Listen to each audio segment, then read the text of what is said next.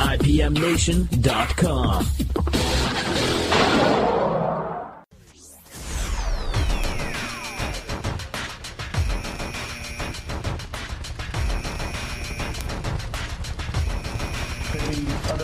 I'm here now with Vice President of the United States and RuPaul's Drag Race Season 3 finalist, Mike Pence. Mike, thank you so much for joining me. Mr. Vice President, we are currently in the midst of the longest government shutdown in history as the president continues to fight for his border wall.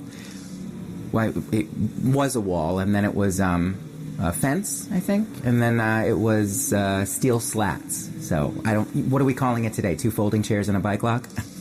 The president said we'll build a steel barrier. Mm-hmm. And what do you say to critics speculating that Donald Trump's actions are selfish, immoral, impulsive, and politically motivated? Well, look, the American people aren't as concerned about the political debate as they are concerned about what's really happening at the border. Well, is it really as bad as he says?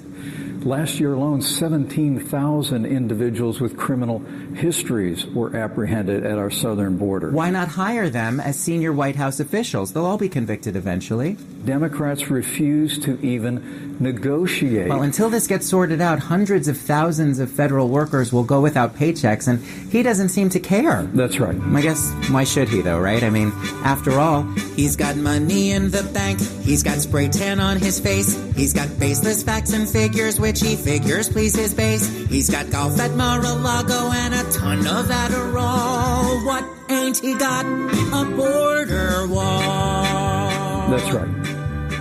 He gets angry, he gets tough, he gets up and leaves the room. He gets all the Egg McMuffins he can humanly consume. He's a toddler and until he gets his way he'll make a fuss. And who's gonna pay? Most likely us. That's right.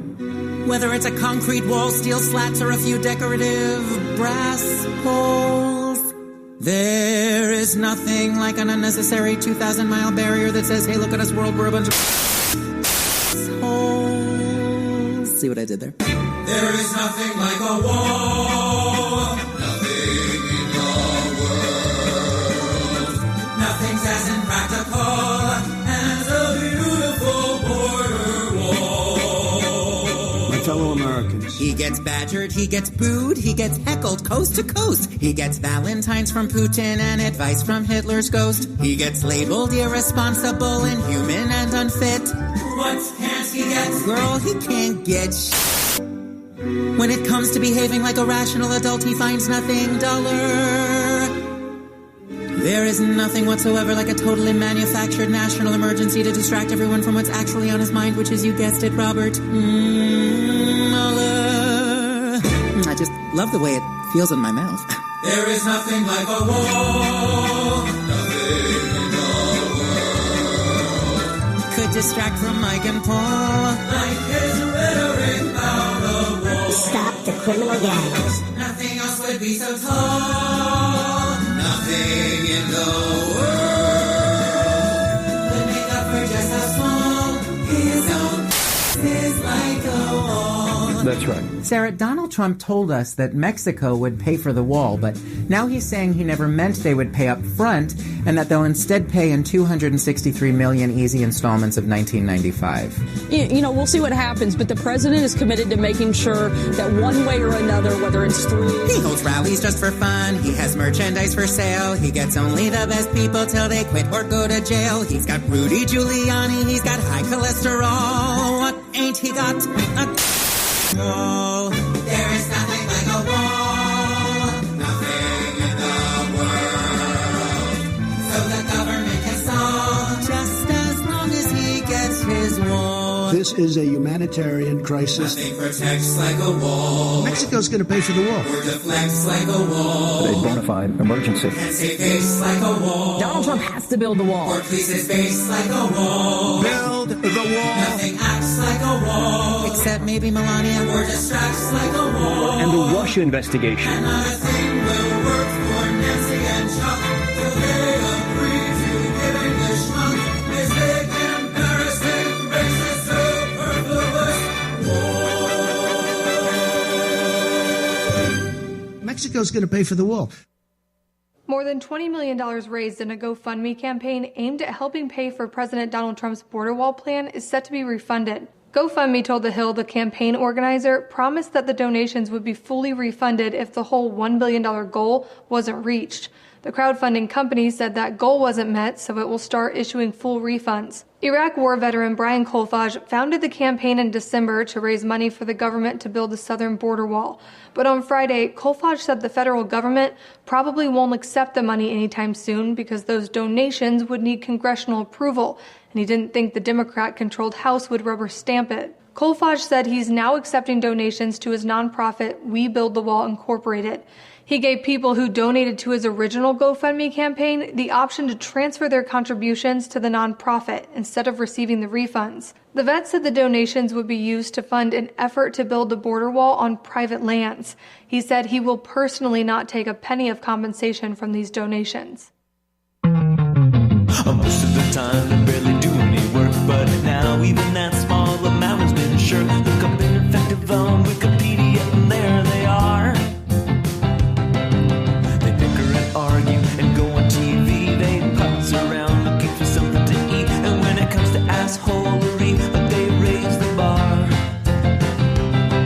It's government shutdown. It's government shutdown. And these Howard halls are busy licking their balls. It's everybody's government shutdown. It's government shutdown. It's government shutdown. They don't legislate, they just masturbate. It's everybody's government shutdown. Government shutdown. Government Shutdown is filmed before a live studio audience.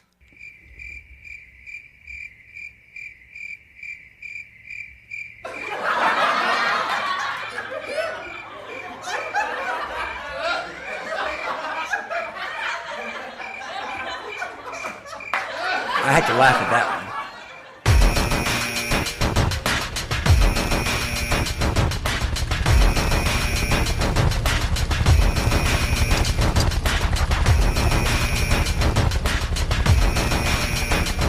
You know, I like doing that.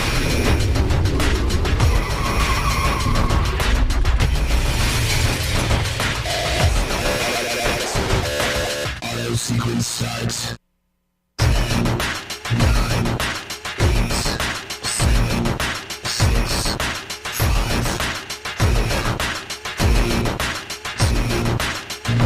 Donald Trump, he's lost it up here.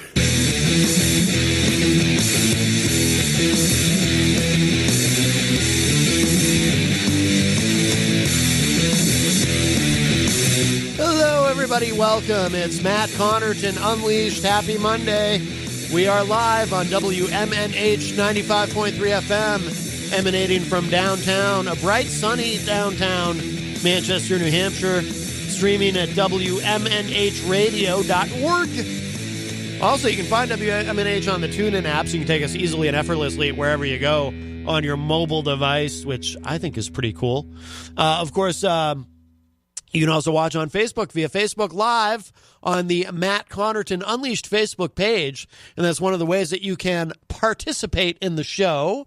I already see, let's see, Chris Rose is in there. Jenny is in the Facebook Live chat. I think she's going to be joining us shortly here in the studio. Christian Cunard is in there. I saw Peter White from The Morning Show with Peter White, which you can hear, of course, Monday through Friday from 7 to 9 a.m. right here on WMNH. Let's see. Today is Monday, January 14th, 2019. You can give us a call. 603-250-6007 is the number. 603-250-6007. Or you can opine in the Facebook live chat as well. But I would love to hear your dulcet tones at 603-250-6007. Quick programming note. Coming up on Wednesday this week, we're going to have a lot of music. I've got at 4:15 p.m. on Wednesday, we're going to be joined by Matt from the band Wet Leather in New York is going to be calling in. Really, really great band. I've become a fast fan. My friend Kendra L. Saunders, who, of course, has been on the show, she set that up. So looking forward to talking to him. And then at 5 p.m., or maybe even a little bit earlier, depending on when they get here, we're going to have the members of the band Purging Sin will be joining us live here in the studio to chat. and we'll play a couple tracks from their new album and so on and so forth. So looking forward to that. But today, I think it's going to be all pretty much politics. I don't know if you've noticed, but we live in an era where there seems to be plenty going on in terms of politics. Every single day, there's something new. Every day is a new day. I met an airline pilot last night who, I won't reveal his identity or anything. I mean, his first name was Richard. I can probably tell you that much. I won't say what I won't go any further than that. I won't say what airline and whatnot. But he was telling me that because of the shutdown and the air traffic controllers, who are now, because initially I'd asked him about, is he seen a problem with TSA, because these TSA agents, some of whom, this is the reality of it. They can't afford to put gas in their cars to get to work, right? Because they're not getting paid. So we were talking about that, and he was telling me that also the air traffic controllers are, obviously they're struggling. They're not getting paid either, but they're told they still have to show up for work. Pretty necessary function, right? Air traffic control. A job that has to be done correctly. It's one of those few jobs in the world where you literally have to be perfect in your job if you're an air traffic controller. Truly, you cannot make any mistakes at all, because if you do make a mistake, people will die. And they obviously do a fantastic job. They don't make any mistakes because airline crashes in this country are incredibly rare. But he was telling me, and this was interesting, and this is something I haven't seen in the media, and it was a little bit inside, but he was saying that, not that it's confidential or classified or anything, certainly, but he was telling me that they've been rolling out this new program for how air traffic controllers, how they communicate directly with the pilots, and that it's really sophisticated. He even told me what it's called, the data something. It had some generic name like Datacom or something. And, and it really will revolutionize how the air traffic control towers, how they communicate with the pilots in the planes. But apparently that was supposed to go into effect today. And all the air traffic controllers in the country have been trained to use this new system, which was supposed to go live today, Monday, January 14th. And that has been delayed, my friends. And it's been delayed because of the shutdown. The problem is now, because it's been delayed, all these air traffic controllers are going to have to be trained on it a second time. Because apparently, the way this was all set up, there was a certain window of time within which the training had to happen and the new system had to go live.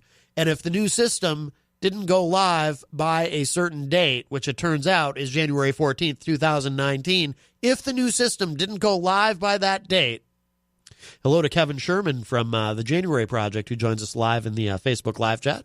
Hi, Kevin. If it didn't go live by that date, the training period would have expired, and every air traffic controller in the country would have to go through a second time this very expensive training for this new system. And so that's going to have to happen now. When the shutdown ends and the new system does go live, or before the new system can go live, every air traffic controller in the United States is going to have to be retrained on the new system. So there you go. So for all the, I know there's so many people out there who I see them on social media talking about, oh, they shut down. It's actually a good thing. Hasn't affected me at all. Hasn't affected my life at all. Hasn't affected anyone I know. And it's a very a libertarian attitude.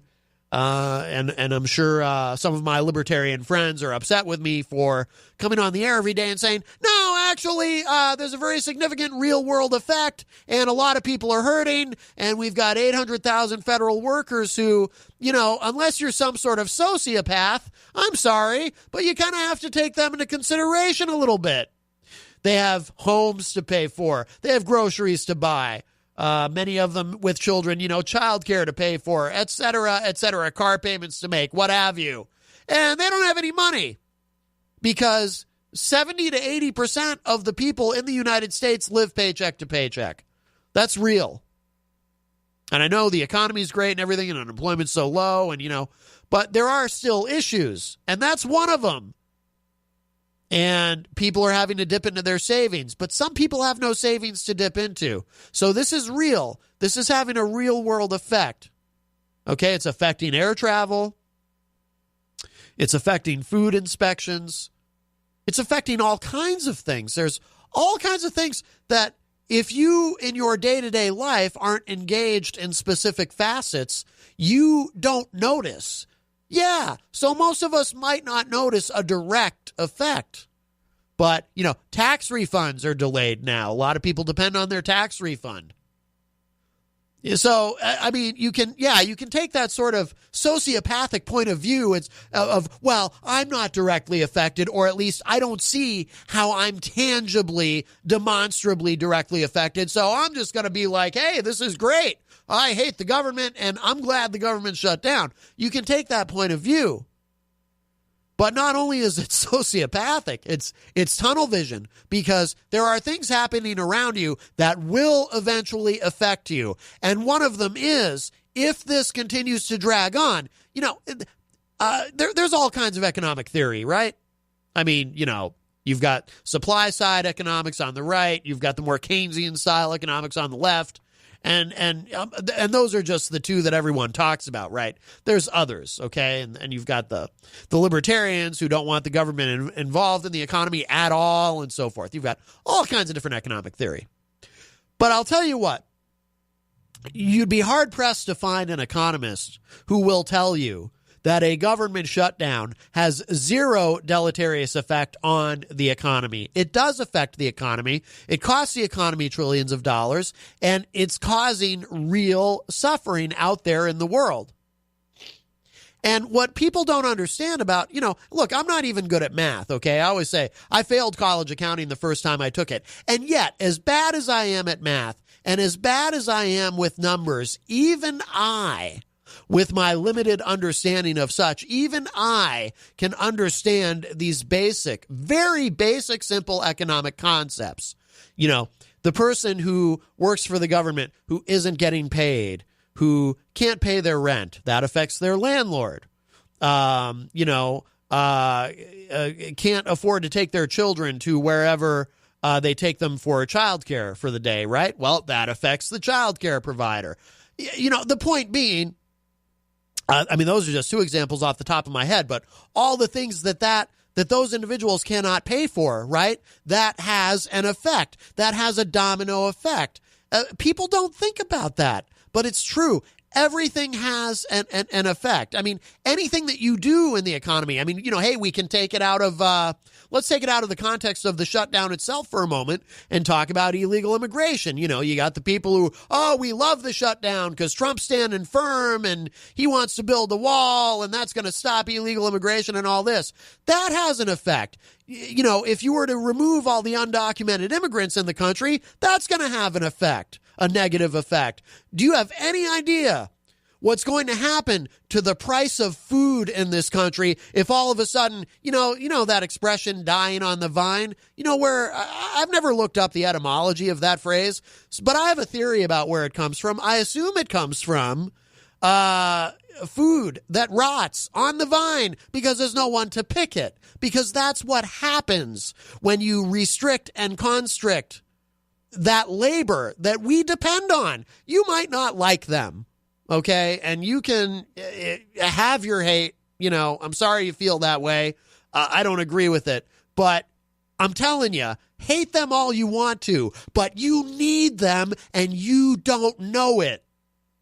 You're too wrapped up in your hate to know it. You need them unless you want the price of that orange to be exponentially higher. And now you're going to feel it when you go to buy groceries. See, all of this stuff, it has all kinds of effects that people don't think about. And people just walk around going, I think the shutdown's great. I don't need the federal government, and that's just fine.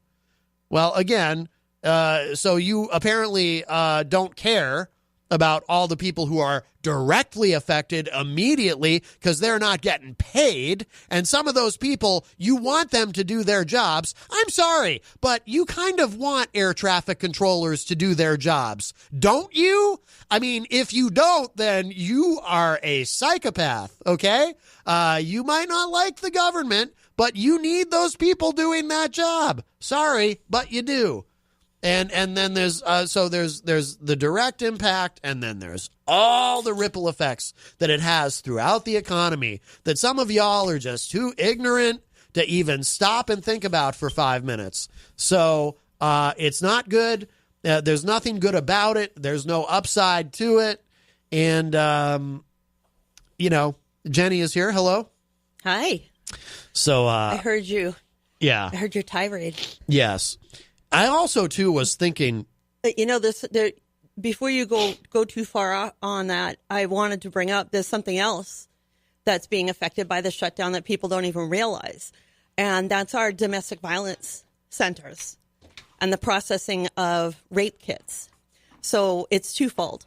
On the one hand, because the government is shut down, that means that the money that normally comes in to help the crisis centers is no longer there. So paying for a SANE nurse, for example, which is a specially trained nurse who's trained to do rape forensic exams. And when those are done, I can tell you from my years in the emergency room, there's nothing good you can say about somebody having to go through this process. It's really horrifying what they have to go through. And then imagine that. And the center that's supposed to be sending you help is closed.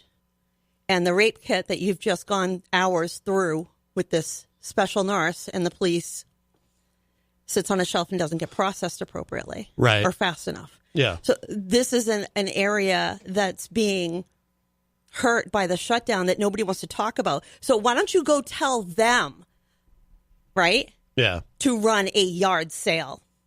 Why don't you tell them to go get more jobs? All right. Is that how you're going to solve the problem? Because what we're doing right now could very well cost a life or could very well cost somebody else, a man or a woman, a young child, somebody else to be hurt by a rapist who goes unchecked, who doesn't get picked up fast enough. And that happens when rape kits sit on a shelf. And that happens when crisis centers aren't able to help victims through the process. Then sometimes the perpetrator gets right through their fingers. Yeah. Yeah, I mean that's there's a million examples, and and they don't all get covered in the mainstream media, obviously, because there's too many examples to bring up. So the one you just brought up, nobody else is probably in the media going to talk about that because it's just one of so many things that people don't stop and think about. Do you think, all the effects that this has? Do you think that sometimes, especially with some of the the name brands, give it what you will, CNN, Fox, whatever, that don't talk about the more palpable things that this shutdown causes is on purpose to try and lessen the blow, if you will, by not talking about some of the more horrifying aspects of a shutdown? No, I think that because they are talking about some of the obvious ones, but they're not getting into the weeds with talking about some of the less obvious ones. I don't think it's getting into the weeds to talk about No, but here's what I'm saying, though, from their point of view, because your typical cable news show, you've got, like a 6-minute segment, and it doesn't fit their format. Well, they're talking about the TSA. They're talking about federal employees, but they're not talking about a lot of the other programs and things that are affected by this. Right. That, I mean, because the only thing they're talking about is we are talking about food stamps. We are talking about that. Because those are quick, easy things that people can grasp, and that's just the format of cable news. It's a shame because it is the amount of damage that can be done by some of the things that I brought up and some of these other factors are things that are irreversible. There is no take back on it. You can retrain different people into different things. You can help bring people up to speed, but you can't You can't get a do-over on a crime. Yeah. Yeah, I mean, like I said on cable news, it's the quick things, quick concepts that people can grasp, and then you've got a couple of talking heads yelling at each other, and unfortunately, it's not designed, but we have shows like this, and we the people get lost in the minutia, where we can, where we can touch on those things. Thankfully, yes. What would we do if we didn't? Jeez, that would be awful. Jeez, no. So Virtual Glenn. I was thinking last night.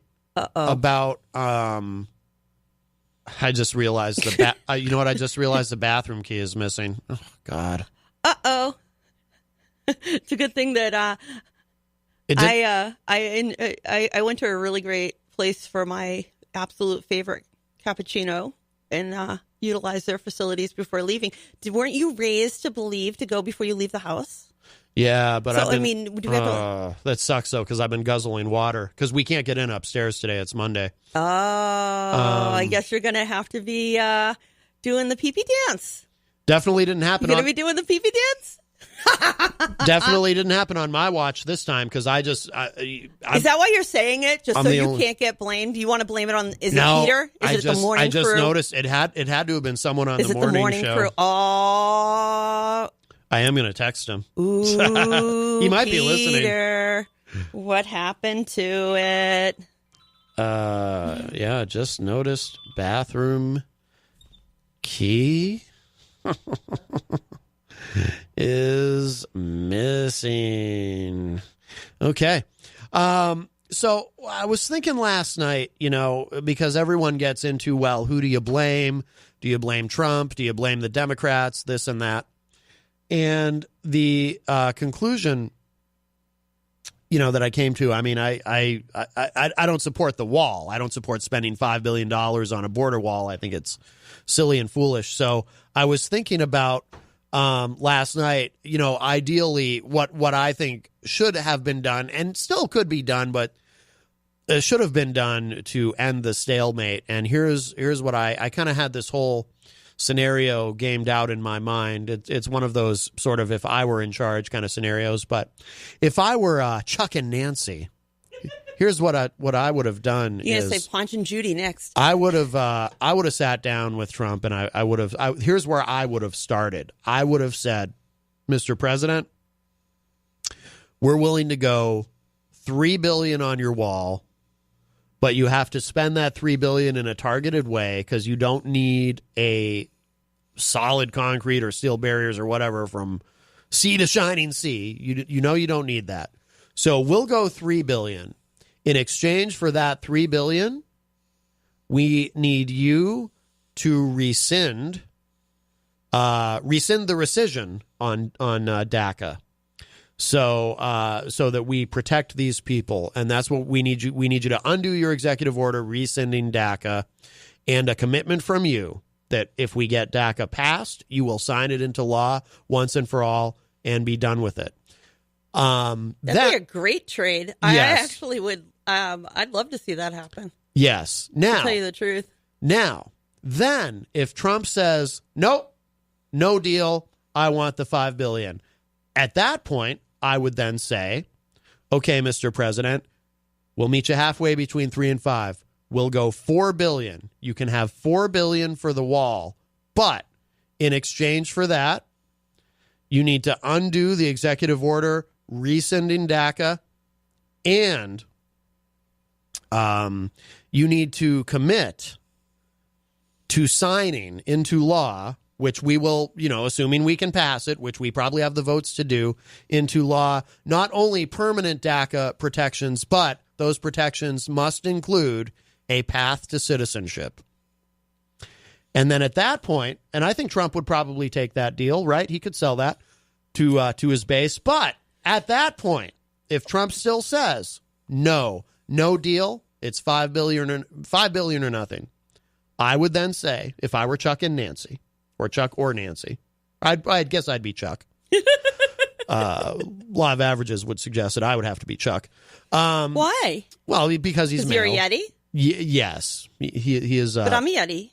Oh, my goodness. Oh, yeah. You didn't know that, right? I did not. I was closeting it. Don't tell Hoppy. Right. I would then say, okay, Mr. President, $5 billion, you got it. In return for that, we need an executive order granting permanent amnesty and citizenship to every DACA recipient already on the books. Who doesn't have a criminal record. Well, that's you part have of, to you have to include that. Part of DACA anyway. Well, you know what I mean. Right. I mean, you've got it, even though it's part of it, Sure. you have to restate the obvious in order to be able to make it appealing. And I think that would be appealing. I think there's some, you can't tell me there aren't Republicans that are looking for a way out.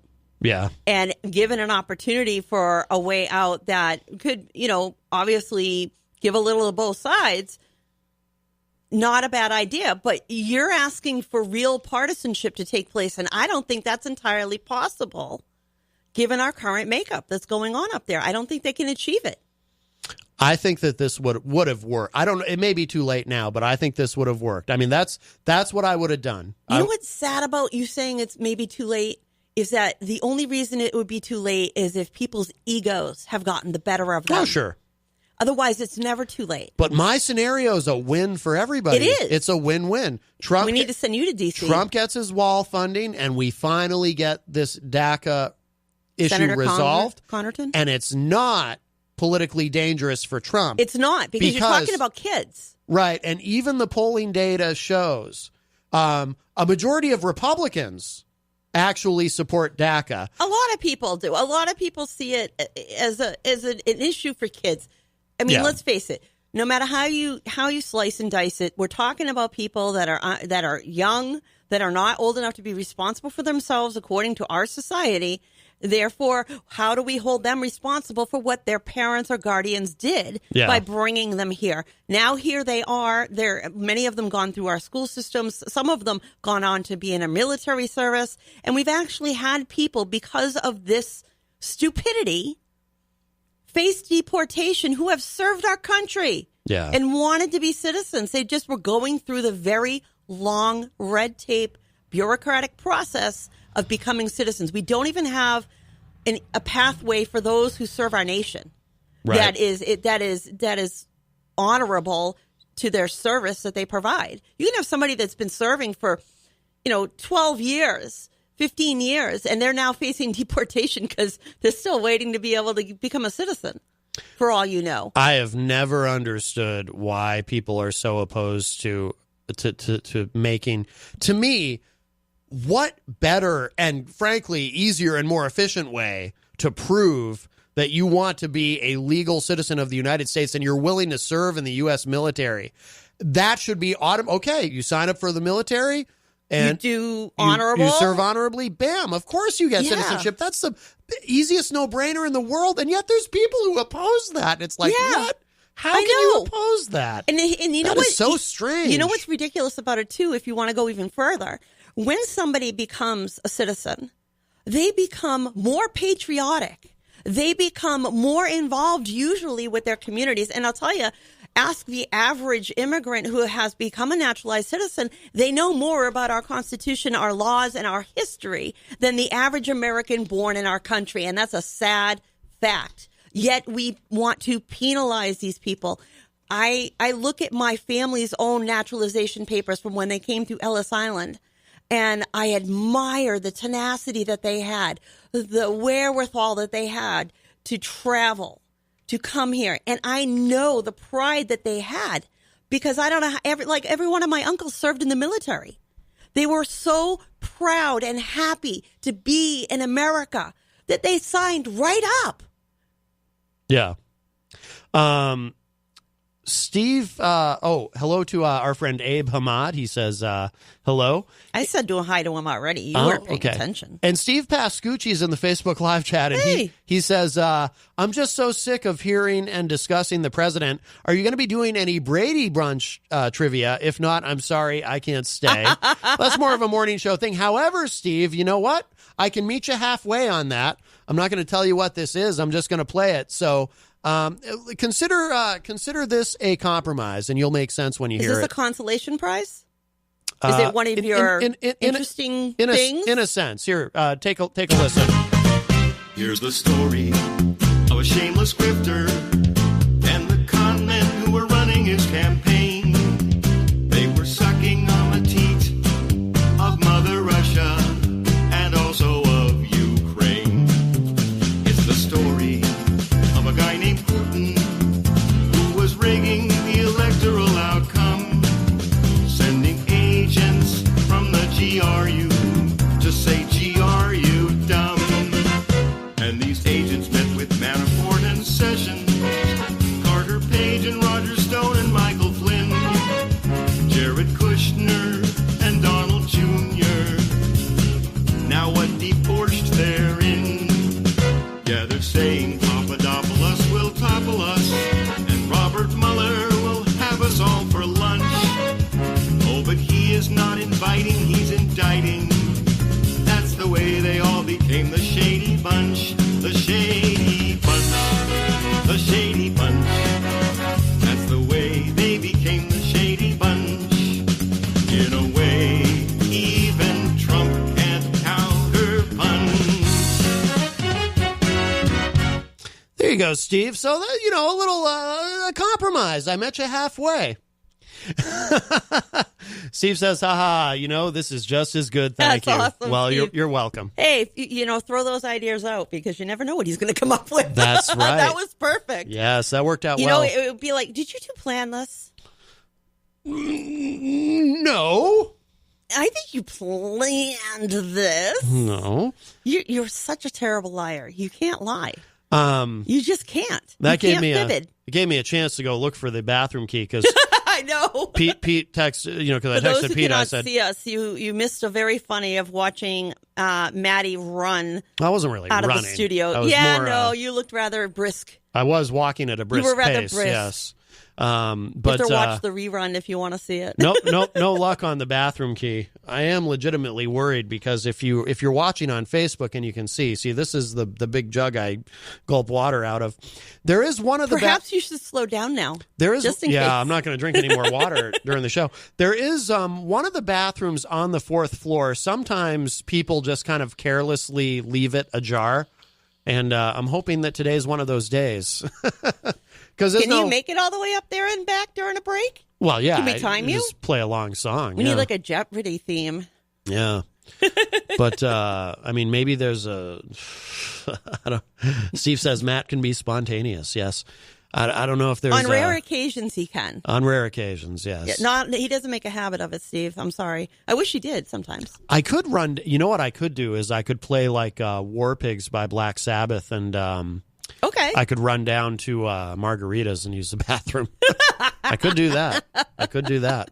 You think they'll let a running host come through? I'm just glad it didn't happen on my watch this time. Like, I can be 100% sure it's not. It definitely wasn't me, and it wasn't anyone else. This is true because you weren't the last one in the studio on Friday, and you weren't the first one in the studio today. So you actually have a legitimate get-out-of-jail-free card. Well, who was on Peter's show this morning? I'm trying to remember who. I mean, it couldn't have been Len Lorenz because he's the security guy, so he'd be more Why more can't careful it be? than How that. come he couldn't be a little absent-minded if he had something else on his mind? I really doubt Why it. do you assume who could and couldn't do it? He takes who his you gonna job. Blame, huh? He takes his Who you gonna job as blame? security very seriously. Now, who else was there? Who are you going to blame? Was Daryl Dion on the show this morning? I think it might have been Daryl Dion.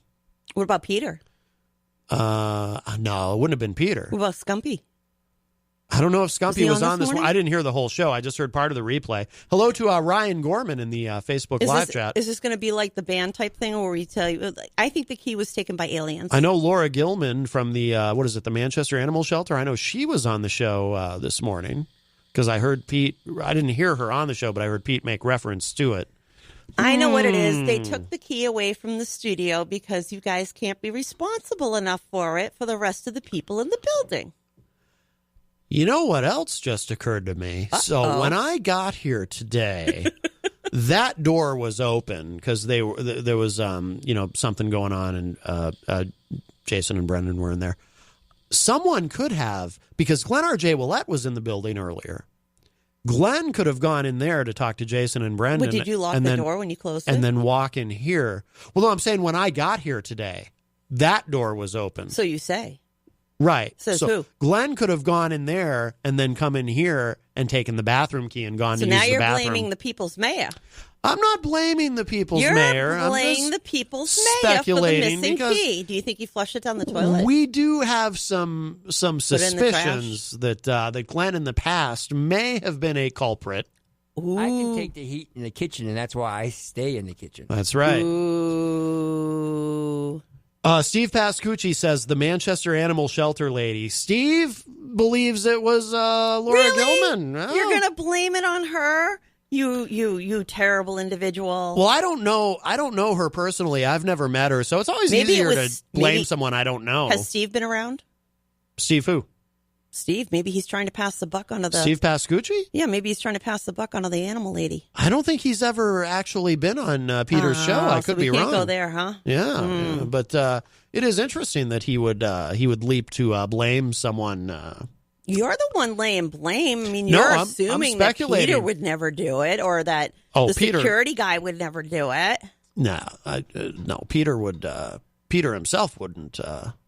Because I know how much it bothers him when the key goes missing, as much as it bothers me. I mean, wouldn't that be ironic if it was Peter? Peter probably that would be. I really doubt it though. I assume he does what I do. See, when I go to use the bathroom, I immediately, as soon as I unlock the door to go in there, I put the key in my pocket. That way, there's no possible way I can leave it in there. I don't put it in my pocket. I don't have a pocket. What do you do? I wear skirts and dresses. Do you put it around your neck? Hell no, I'm not putting that around Well, because some my people neck. do that too. That's why it's on a lanyard. Actually, so you can. I drape it off of my cane. Yeah. And I have draped it off of the door handle in there, so I have to grab it when I go out, so I won't misplace it. See, that's especially the one upstairs. Dangerous. Well, no, the one upstairs is on a VHS tape, which half of our listeners don't even know what that is anymore. Yeah. I mean, can we have an upgrade, a lower weight? That's a good idea though, because it's less likely to go missing. Maybe our key down here needs to be on a VHS tape. No, for real, because I don't want another VHS tape. I want a hockey puck. Because Hopwood one day. I want a hockey puck. Oh, how about a football? The last time the show went missing on my watch, it turned out to be Hopwood. The key went missing, rather, not the show. Put it on a football. They'll never lose it. He took it home with him. It turned out it was in his pocket. So if it's on something that's big and bulky, you realize if you put something in your pocket, you're putting other people's whatever that got on that in your pocket, right? Yes, germies. That's okay. That's cold and flu season. It's gonna happen anyway. Whatever. Washa. Whatever. I'm a man of the people. I'll carry everyone's germs with me. I don't care. Ew. I don't care. Keep them to yourself. I don't want it. I'm gonna no. I don't want it. I'll take everyone's germs and then I'll share the germs with everyone in the world. And we need to mask you. It's wonderful, really. I'm a man of the people. I'm like the people's mayor. I need Glenn to help me. Oh my God! You need Glenn to help you? Yes, you're gonna poison me. I had to laugh at that one. What's he gonna help you with? You're gonna poison me. You're gonna get me sick. I ran into Glenn. Yeah, Glenn was here earlier, but he was off to do important things. That's terrible. I missed him. He had I missed seeing important things to do. I couldn't help myself. I was celebrating, so I had to have a cappuccino. So Ted Cruz has an idea. He wants El Chapo to pay for the border wall. Remember El Chapo? I haven't heard that one in a while, actually, I gotta say. Yeah, well, apparently Cruz wants... the Daily Caller posted this video. And I guess this is legit. This isn't a joke. I mean, it is really Ted Cruz, who now has a terrifying beard. I'm very afraid of Ted Cruz's beard. I don't know why, but I find it off-putting. But here, I'm going to go ahead and play this. This is him. Let's try to listen with...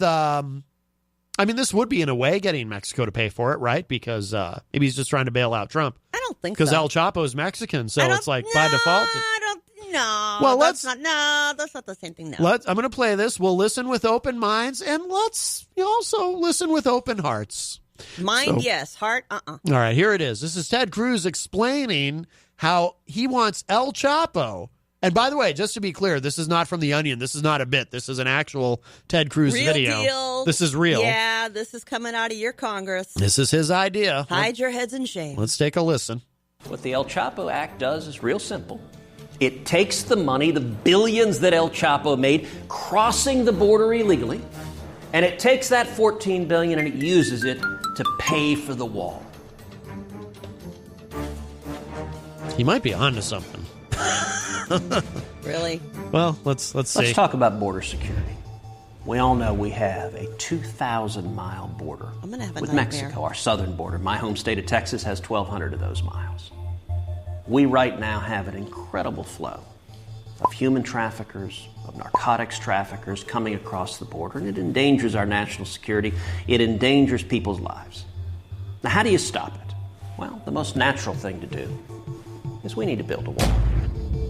We need a barrier that stops the traffickers in their path. Now, as you know, Democrats are so opposed to a wall that they've been willing to shut the government down. And their complaint is they say we don't have the money to spend on a wall. Now, set aside for a second. This is the first time in history. Think of every spending program that's ever been. It's the first time in history Democrats have ever said we didn't have the money to spend something. Set that aside. They say in particular, we don't have the money to build a wall. Well, I thought about that and tried to say, all right, is there a solution? Is there a way to do it? And you know what? There is a way to build the wall without one penny of taxpayer dollars. And it's legislation I've introduced. It's calling the Ensuring Lawful Collection of Hidden Assets to Protect Order Act. Now, some of you, some of the more insightful and observant ones, may notice that those particular words are an acronym for the El Chapo Act. Now, what does the El Chapo Act do? Well, it says that we should take all of the money criminally forfeited from El Chapo and from other drug dealers and use it to pay for the wall. Now, where did this idea come from? Well, it came from actually press reports some time ago that said the total value of El Chapo's global criminal net worth was $14 billion. That's a whole lot of money. At the same time, I saw articles that said the cost to build a wall along the entire border was between $14 and $20 billion. Now, there's a natural and elegant symmetry there. What the El Chapo Act does is real simple. It takes the money, the billions that El Chapo made crossing the border illegally, and it takes that $14 billion and it uses it to pay for the wall. And the end result is we have the wall and we have an essential element to secure the border. And critically, not one penny comes from the U.S. taxpayers. We ought to take this up. This is common sense legislation, but I'm going to make a prediction right now. The Democrats aren't even willing to spend El Chapo's money to build the wall because politically they don't want to secure the border. That's not reasonable. That's not listening to the American people. And it's not what we need to do. But this is an easy solution to solve the problem. Well, we heard him out. I mean, I'll give him credit for thinking outside the box. No.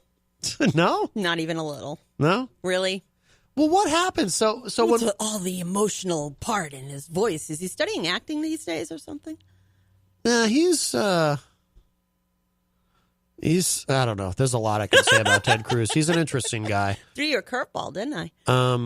But he I'm going to have nightmares listening to that in my head. I'm very much off-put by the beard. I'm off-put by him. Yeah. I don't care about somebody's appearance, but I'm off-put by what comes out of his mouth and how he votes on a lot of things. He has a very strange hairline. Have you ever noticed his hairline? No, I don't get past. It's not. I'm not going to talk about somebody's looks. It's not always obvious. Stop but trying to bait me into that. It's weird because I've never seen anything like it. He's got. You're fascinated with people's hairlines. Like he's got this weird, bald line, back. If you're watching on Facebook, back here. You mean the middle of your head? Yeah, but it's like a line. It's weird. Anyway, look at his hair sometime. I've never noticed that, and I think that you're obsessing over other men's hair. Very strange, but. I think you're strange. What happens to that money when we do seize? Okay. I don't agree with that. I don't agree with civil asset forfeiture broadly, but civil asset forfeiture, on average, what normally happens is that whatever gets seized is split between the department that it seized it and the federal government. Okay. then those federal dollars can find their ways back into their various states or cities or towns in the form of grants that are attached to certain projects that must be done with them. Yeah. Or back, for example, civil asset forfeiture has paid for things such as cameras on cops. You have dollars have been used for that. Dollars have been used for that for other things. You have a hard time with that phrase, similar to I do. Like sometimes, Which one? Civil asset forfeiture. Yeah. Like I've Why? actually, What did I say? I don't even. I'm not sure, but I've civil asset forfeiture. But I've caught myself like saying civil forfeit assature and things like that. Civil like forfeiture. for whatever reason, I stumble on it too. That's not bad. Civil asset forfeiture. So what's wrong though with that? So. The thing I is, mean, I'd rather take the money and spend it on health care for poor people and things like that. But I mean, if we're you got to remember though, he's talking about a pool of money and he calls it criminal forfeiture, but that's not the exact truth. Well, you've covered numerous stories of people that have had their money taken from them or property taken from them and not actually been guilty of any kind of a crime, but not being able to get it back. Oh yeah, well I oppose. That's that law actually is one of there. The reasons I oppose the drug war. Yeah, but that's what civil asset forfeiture. I can't now see what you did to me. Yeah, you did this. You caused a radio hiccup. So, I mean, the wall itself is dumb for all kinds of reasons, but.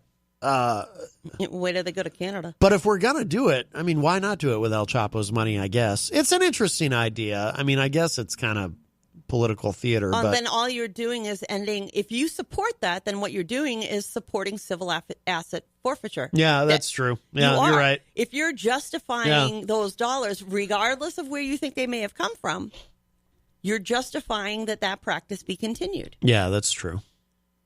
So I'm going to call you out on that one.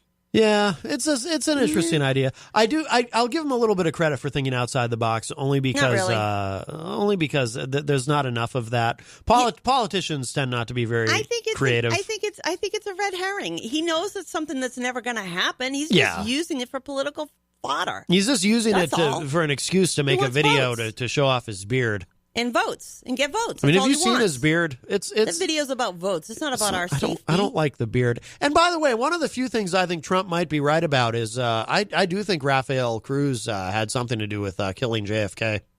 Really? On what evidence? Well, there was a picture in the National Enquirer that. I mean, come on. Oh, that's the same place that we find space monkeys. Space monkeys? Yeah. That's exciting. Yep. And then, of course, you always have somebody giving birth to a lizard or somebody talking about their recent travel experience with our neighborhood-friendly aliens. Often space shuttle. This is kind of you really read the Enquirer? No. I'm surprised you even know the name. Well, everyone knows the National Enquirer. Not everybody. I mean, when we were growing up, you'd see it. You'd see it at every my grandma checkout always line. had it. Oh yeah, Grandma always had the National Enquirer. I remember. I get a kick out of reading the stories. Well, what's funny but I never thought they were real. What's funny about the Enquirer, though, is they do once in a while actually get something right. I know, because the whole John Edwards scandal with the affair that he had with Riel Hunter, which produced a child and whatnot, when he was cheating on Isn't his, that who also his bought wife. the photos of Melania originally? The Enquirer? Yeah. Oh, maybe. I don't remember that. They're such a smut rack, though. But they were I hate right. the way they do things. They actually were right about John Edwards. That whole thing turned out to be true. It was the Enquirer that broke the story. And I remember at the time, Republicans complaining about, well, why was the mainstream media kind of late on that? Because they, from their perspective, the quote unquote liberal media was slow to pick up the story. But what I kept saying, because I was on Zoom Rock Paper Hand Grenades at the time with Gary while all that was going on, and I remember saying on that show, I said, "Hey guys, Brian Williams cannot open up NBC Nightly News by saying today the National Enquirer is reporting such and such, until it's corroborated by somebody Right? who's not the National Enquirer. The mainstream media can't run with it. Yeah, no, that's not a valid source. It's not that they were trying to hide it. It's that, there's got to be a process here. It's the National Enquirer. You got to suss something from that magazine Yeah, out. I mean, yeah. let's face it. It's basically good humor. Yeah. I know I used to like reading the comics that were in it. Remember the little things that were in it? I don't remember. remember I don't remember the comics. Hi, Heidi.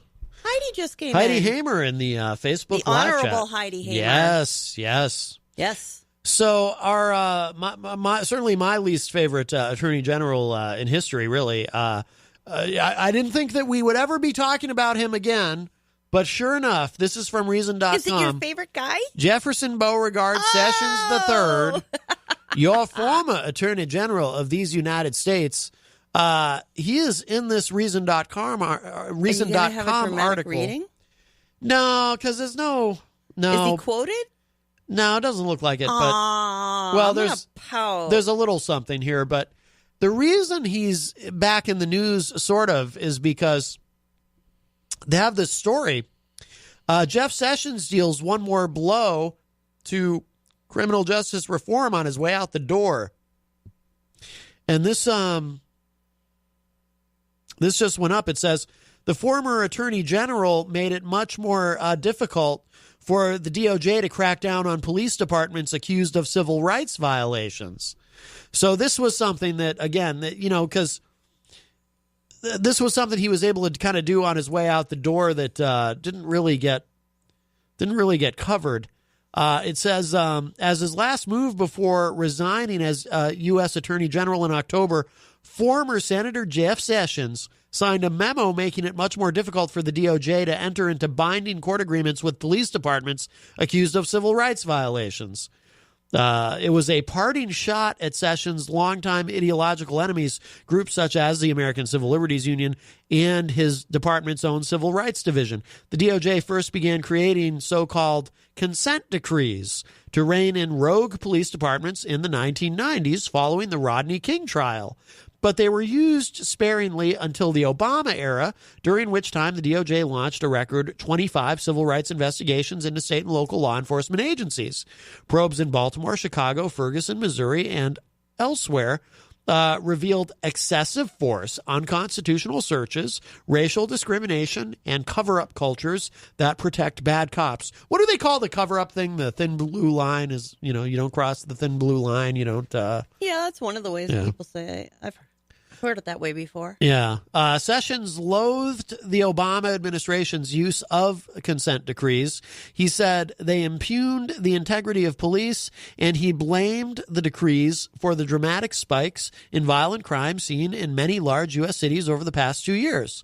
One of his first acts after taking office was ordering a review of the 14 ongoing consent decrees with various cities.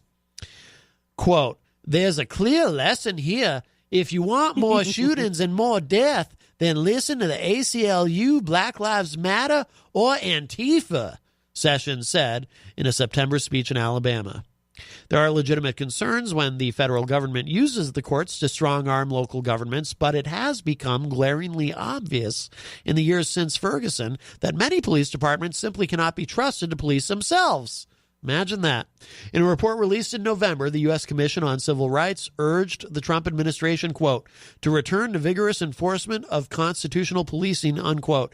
In 7 of the 10 cities with the largest reductions in police shootings since 2014, the report found, quote, one thing they had in common was federal intervention, either through collaborative reform agreements or consent decrees, unquote. A future attorney general in a different administration could overturn the October memo with the same ease with which Sessions enacted it, but by then, the momentum behind policing reform will be considerably slowed. Take, for example, the town of Elkhart, Indiana. When dogged reporting by ProPublica and the South Bend Tribune recently revealed deep-rooted problems in Elkhart's police department, the town's mayor asked the Indiana State Police to investigate. The state police shrugged and said it was the Justice Department's job. And now, thanks to Sessions' parting shot, that means it's no one's job. And so, my friends, Jeff Sessions continues to be one of my least favorite humans. I noticed, but I do happen to like when you mimic him because it's cute. It's very cute. Well, he did actually guest host the first hour of the show once. Yeah, I remember that. When he first was no longer Attorney General. Oh, I think that's about enough Southern accent that I can stand. Well, saved by the bell because we have a call. Good. Hi, welcome to Matt Connarton Unleashed in the Afternoon. Who's this? Hello? Hello? Oh, hi. Oh, hi. This is Eric. Well, hello, If Eric. I had to guess who brought the key by accident, it was Daryl Dion. He's admitted on the air one time he took a key home by accident. Really? Well, yeah, he was on the show today. So oh, I think I that's my remember guess. that.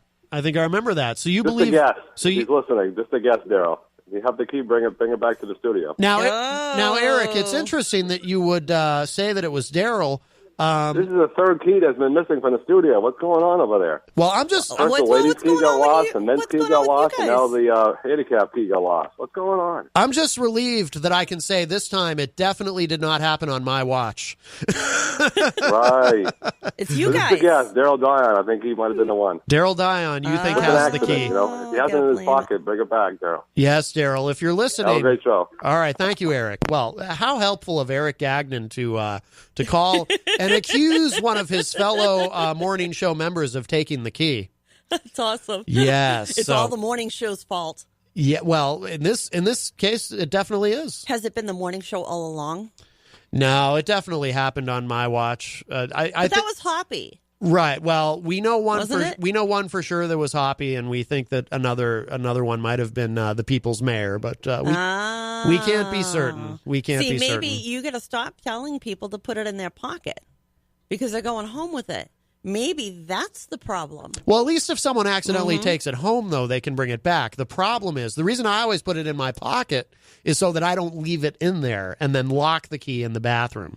Because then what do you do, right? Well, you just have to make sure you don't do that. Right. I mean, I've never done it, and right. been coming to the studios for, 4 years now?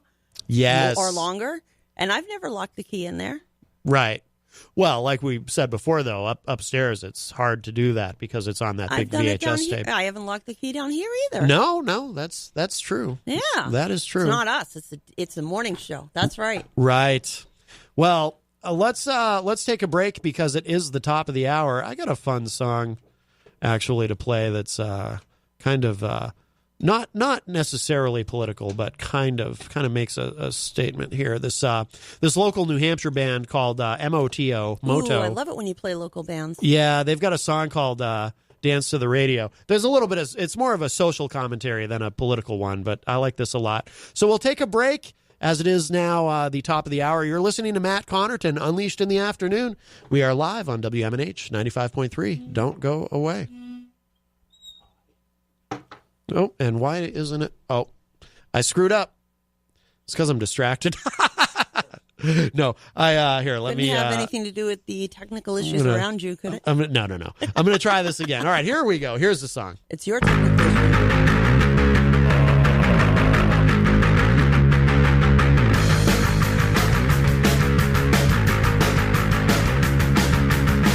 Who cares about the starving people that you see in the street each day? Who cares about the starving people that you see in the street each day? I wanna dance, dance, dance, dance, dance to the radio. I wanna dance, dance, dance, dance, dance to the radio.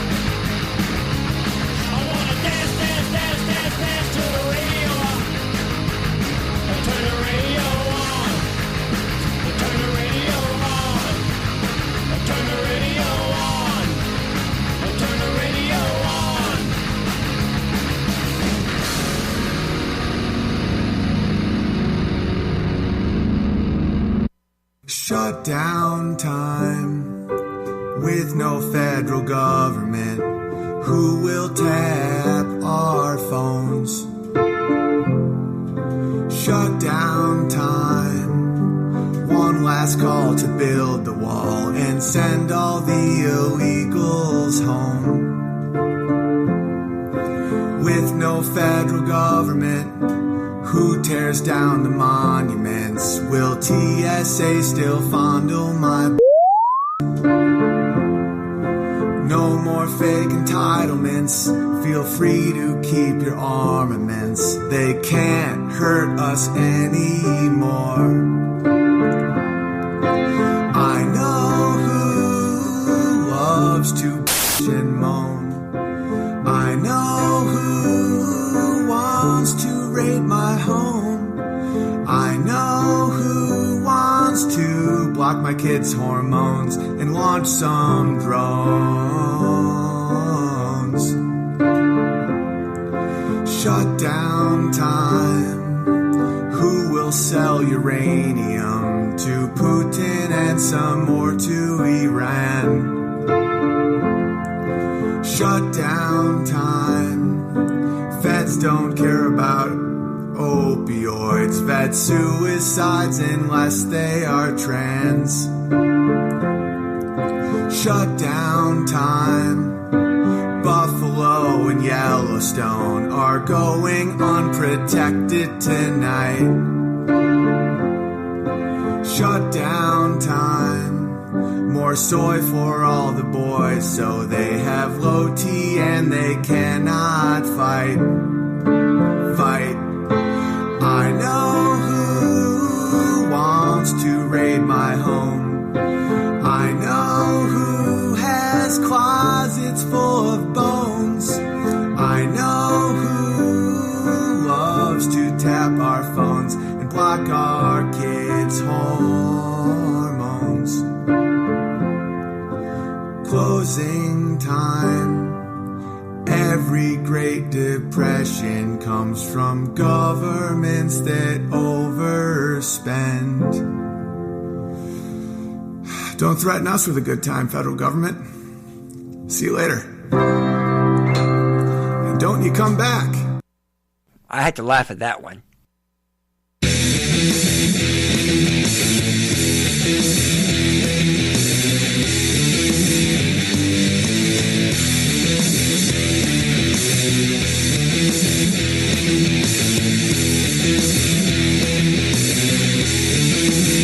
Hey, everybody, welcome back. It's hour number 2. Matt Connarton Unleashed in the Afternoon, live on WMNH 95.3, emanating from downtown Manchester, New Hampshire, streaming at WMNHradio.org, of course, and we are on Facebook, via Facebook Live, on the Matt Connarton Unleashed Facebook page. 603-250-6007 is the number to call. Jenny is here as well. Oh, is your mic not? Oh, I turned on the wrong mic. I'm sorry. Oh, you're trying to mute me. I turned on the mic at the news desk. You got something stuck in your throat over there? What do you mean? Org. That's how you say it. Not like that. I'm a stickler for pronouncing things like correctly. You got something stuck in your throat. Whether like you're ready to huckalooey. Whether it's org, whether it's Paul Cormier, whether it's Kim Jong-un. It's very important to say things correctly when you work in broadcasting. Ed Murphy in the Facebook live chat says, scandalous. How bad would things get if you stopped locking the restrooms? Doesn't seem too friendly. I've wondered about that myself. Is it really that critical that the restrooms be locked? Oh, I'm sure you would start World War III if you tried to are we rally the troops for that one. Are we worried about undocumented immigrants getting into the restrooms? Is worried. That the issue? I don't know what their thing is. I mean, not like people don't, you know what I mean? It's ridiculous. You're right. But problem is, people are going to think that strangers are going to come in off the street and use the bathroom. Yes. It would be pandemonium. Yeah, and pandemonium and anarchy all at once. And if people don't have a key, then they don't think they have to hurry, so they can just, stay there for a while. I don't like that. I don't like when people linger. They'll bring their books in with them and read. No loitering in the bathroom. So that would be terrible. Hello to Jeff Scumpy Lorenz, who says, hi, Matt. And Brian Brody from All Natural Being, who also likes the video. So The bathrooms will be open.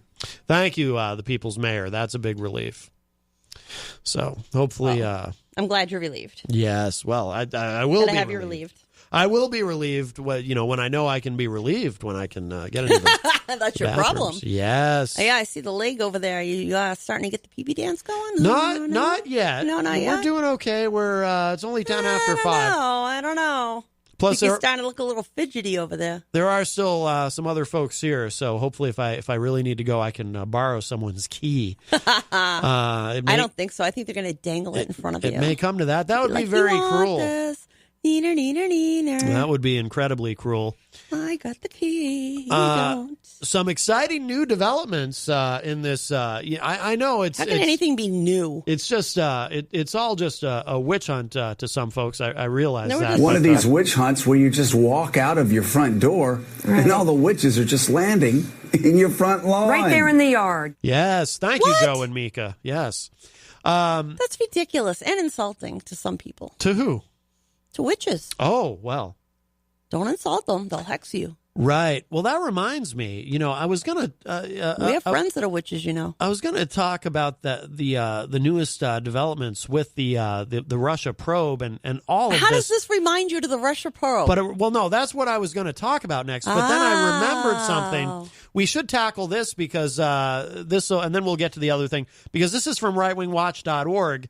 Dave Kubal, who is one of these right-wing broadcasters, he is praying against the witches and diabolical power operating in Alexandria Ocasio-Cortez's district. What? Yes.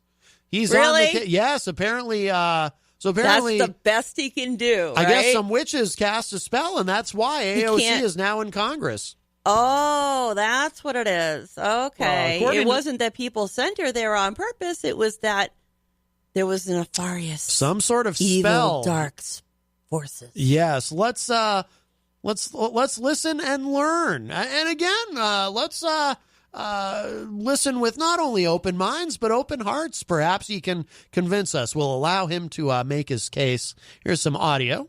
The good news about the midterm elections is that there is a great opportunity for evil to be exposed in the days and weeks to come. Well, what do I mean?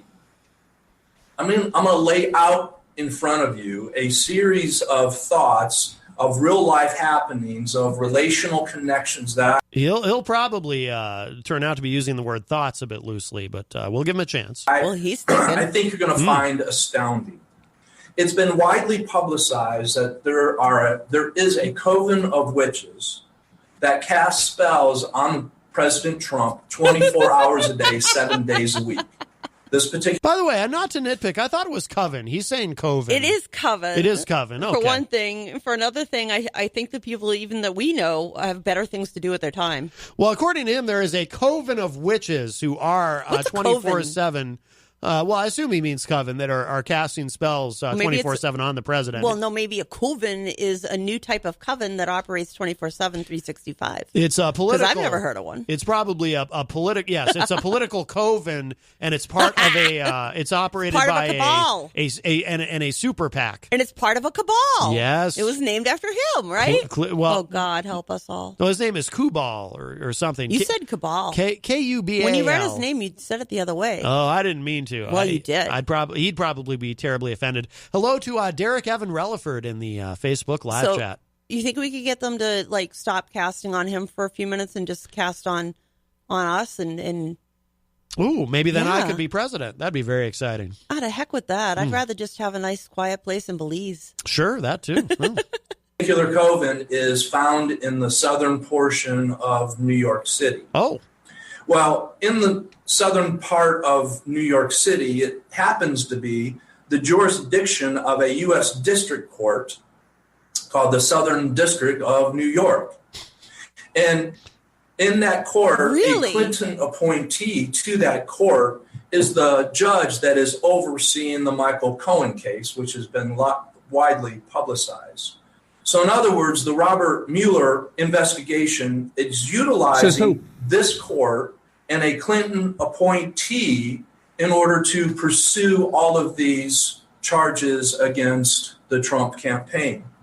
Now, the judge that started this whole process is a judge by the name of Kimba Woods. And Kimba Woods is not a household name by any stretch, but she definitely travels in very high circles. She is the judge who recently officiated in George Soros's wedding. In 2013, George Soros was married for the third time, and the judge who is over this court, over the Cohen case, is the judge who presided over George Soros's wedding. It just so happens that in attendance of this wedding... I was going to stop for a second. These people, they'll manage to weave George Soros into absolutely everything. It's no just kidding, amazing. Really. It really is remarkable. They're going to give him a big head. He's not going to be able to walk through doors. I know.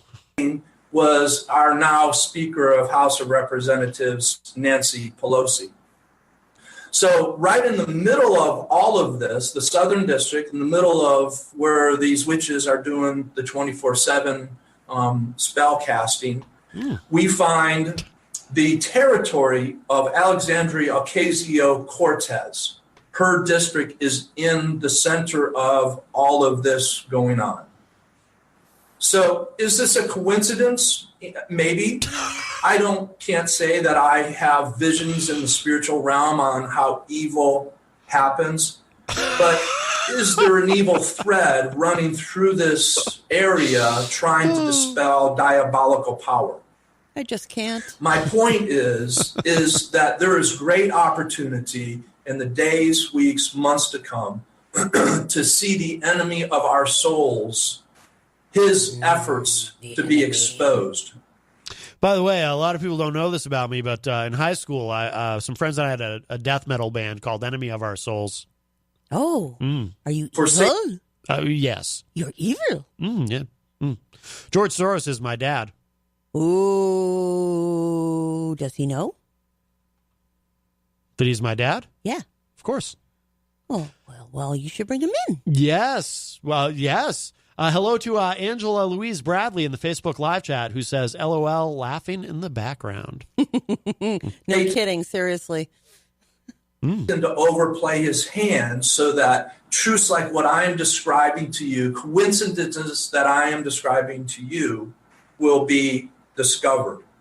Just this week, there was a spiritual SWAT team that was sent into this particular geographic area in order to deal with the spiritual activity that is going on here.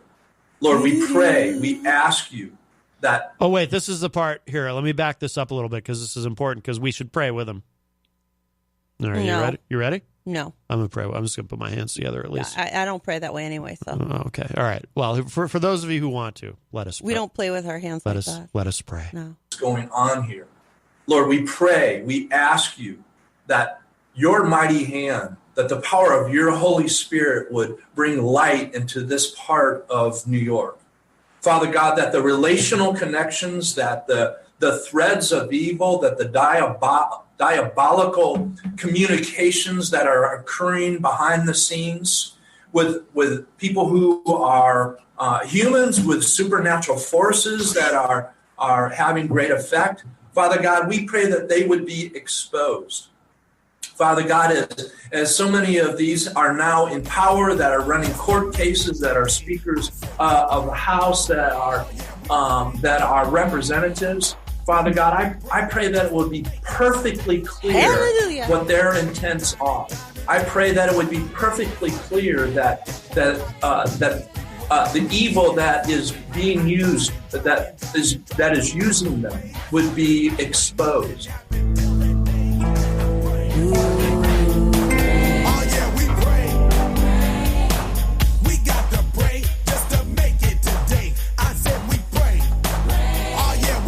You're going to get mad.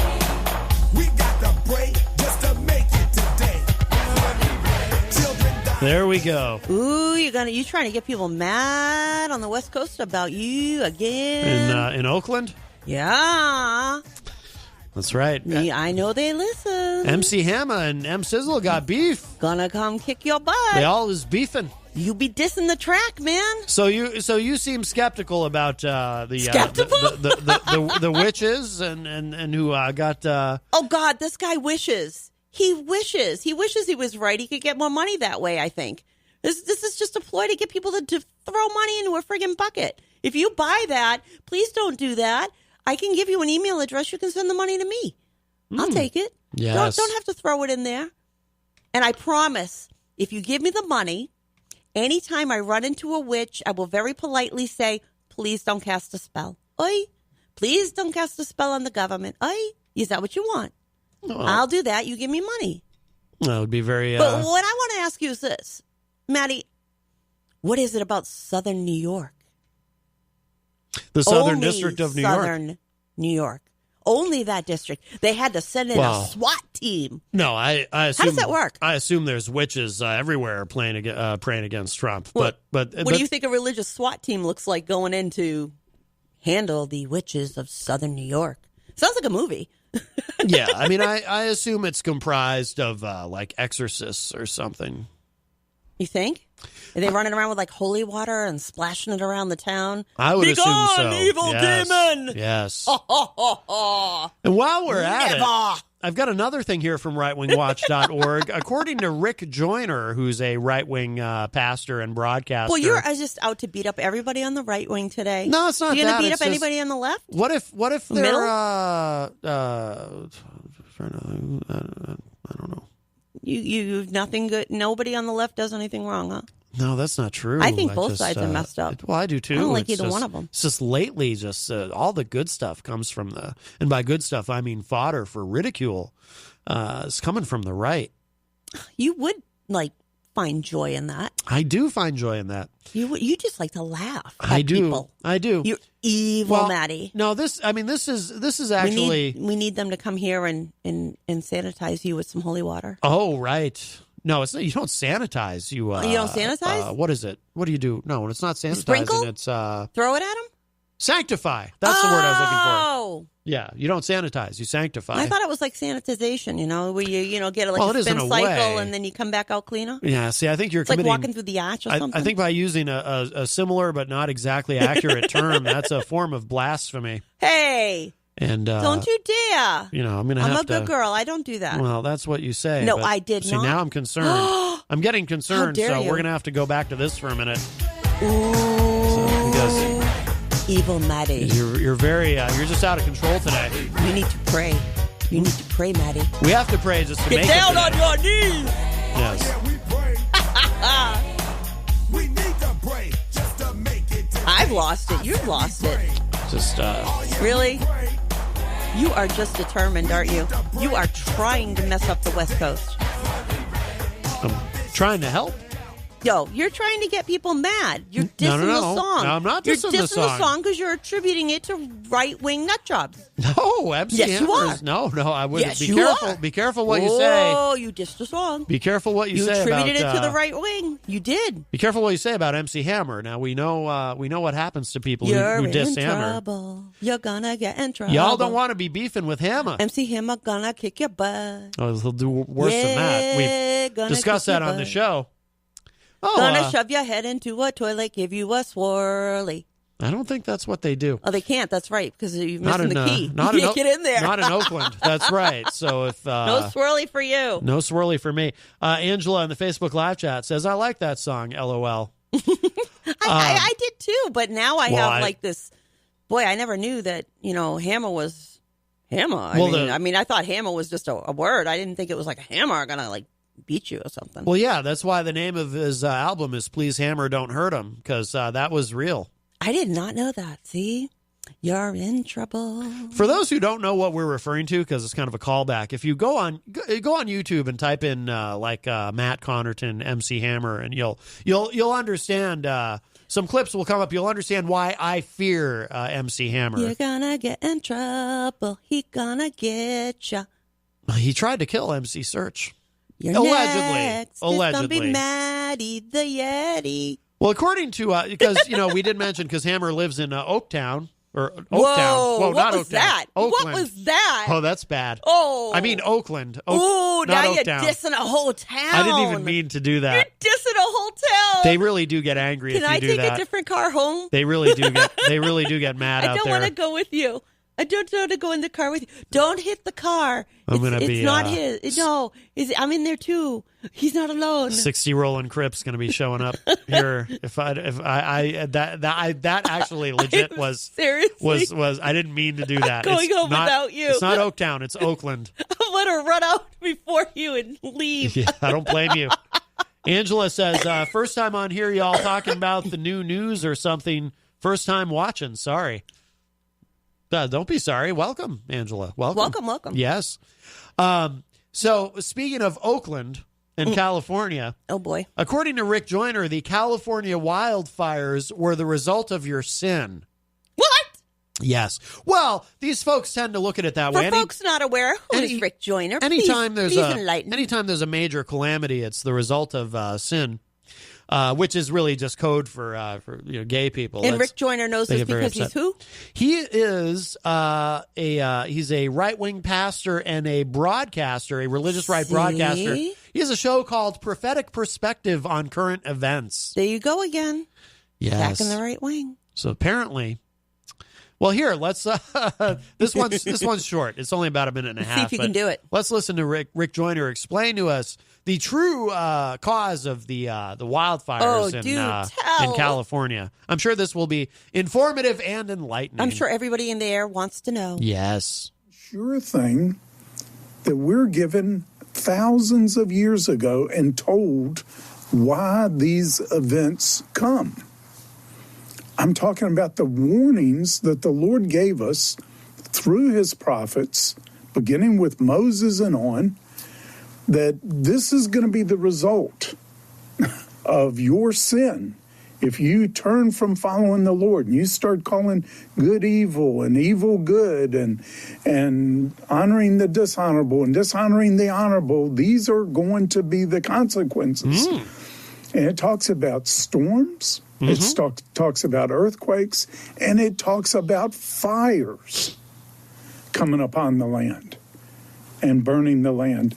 So I think, this year we were approaching spending about $1 billion a day in America, just America, almost $1 billion a day headed towards, it was 300 plus billion a couple of months ago in natural disasters. And that is getting worse every year. And I think the only one who has discernment on why this is happening seem to be the insurance companies, who they're the only ones who call it. These are acts of God. They call them acts of God. They really are. You say, well, is America under judgment? Of course we are. Yes. Are you serious? It's an act of, really? That's why we have the wildfires. Are you trying to evangelize me today or something? Fred just sent me a song we'll play. We'll play that at the end of the show. What is with you and all the evangelical stuff today? Actually, no. You know what? Here, you're not converting me. Let's go ahead and play this now. This is a song that Fred just sent me. You're just trying to shut me up. No, I'm kidding. That's not the song. No, Fred said something else. Don't you attribute that to Fred now. He's in there going, no, Fred. No, Maddie, not my. Fred sent me something we'll play at the end of the show. Fred always sends great stuff, of course. And what is it with you attacking California? Fred Bonig from thedailyripple.org. It's not me. It's the Lord attacking California, apparently. I feel like I have to, share something good about California to undo the damage that you're doing. Well, I can think of good things about California. I can think of a really great thing about California, actually. It's in the news. What's that? Ooh, Southern California, University of Southern California, they have been researching for over 5 years the connection between leaking blood vessels in the brain and dementia. And in their research, they've actually found that there were early indicators of Alzheimer's from these leaking blood vessels in the brain, and that early indications show that if they can diagnose the Alzheimer's sooner, they can start treating sooner, and that way help people out. So Dr. James Pickett out at the Alzheimer's researcher at the Alzheimer's Society, And SoCal has done good work in California. I have something good to say about California. I'm not you, Maddie. And I got this from the Good News Network because I go to Good News Network sources. Not all sad and icky like you. I have something good to say about California. What's that? California knows how to party. Really? Yeah. I give a great explanation of groundbreaking scientific research into the discoveries of Alzheimer's, and you're going to a party? They keep it rocking. Have you lost it? I think you've listened to too much evangelical stuff. It's batting around in your head and throwing you off. Well, I just try to... it's like a cat up there with me. I try to walk in the path or something, whatever that means. Walk in the path? Yeah, I try to walk in the path. Are you trying to, Which is odd because I'm not particularly Wasn't that a TV outdoorsy. Show?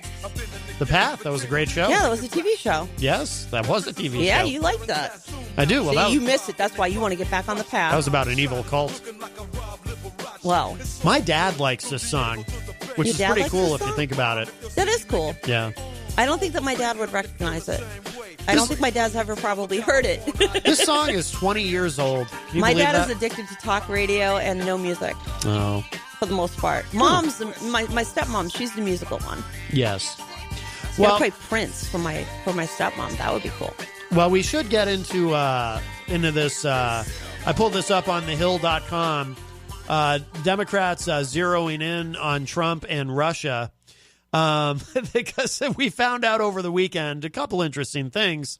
For one, the FBI actually at one point opened a full investigation trying to figure out if Trump was actually a Russian agent of some sort. And the other thing is, but this we kind of already knew, but I guess now we know more about it.